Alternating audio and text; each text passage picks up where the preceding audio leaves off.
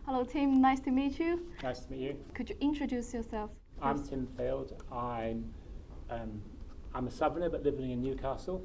I've lived here since about 2000. I'm very much my own person. I tend to do my own things and not be swayed by what the rest of society is doing if I don't feel that's the right thing to do.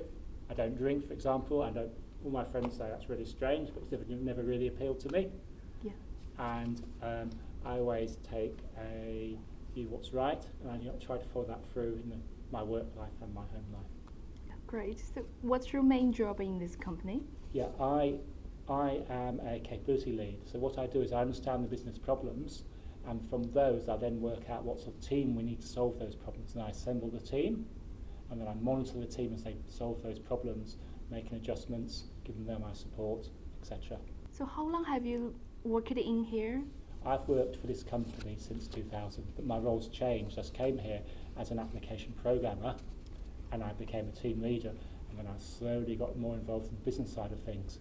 And now I don't do any coding, but then I help the teams to solve the problems for the customers. What are you usually doing in your spare time?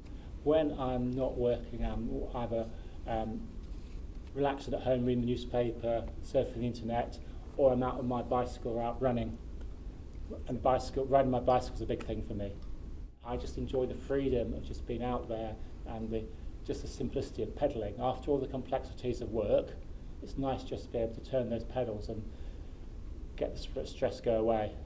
Riding. Yeah. Yes. So which ride is the most impressive ride for you? The most impressive ride was back when I was 50, 4 years ago in 2014, when I went to Idaho in USA. And I went to the backcountry and I spent 10 days riding a dirt road circuit through the forests, away from the towns. Sometimes it was 3 days between the shops. When you stopped for the night and you camped, you sometimes had to filter your own water. There's no taps. Yeah. And then at the end of the day, you had to put all your food in a bag and throw a rope over a tree and pull up the food by rope so the bears didn't get it. So how did you prepare it?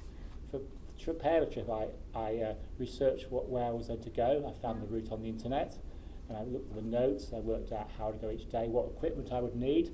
I read on the internet what sort of stuff do I need to take. I found about the bears, found about the camping, the water filters, for example, and actually made my plan. But then when you go, you're then flexible and react to events. What difficulties or any interesting things did you meet in this trip? Yeah, well, the most interesting thing, I tried going over this pass between two valleys, and there was lots of snow.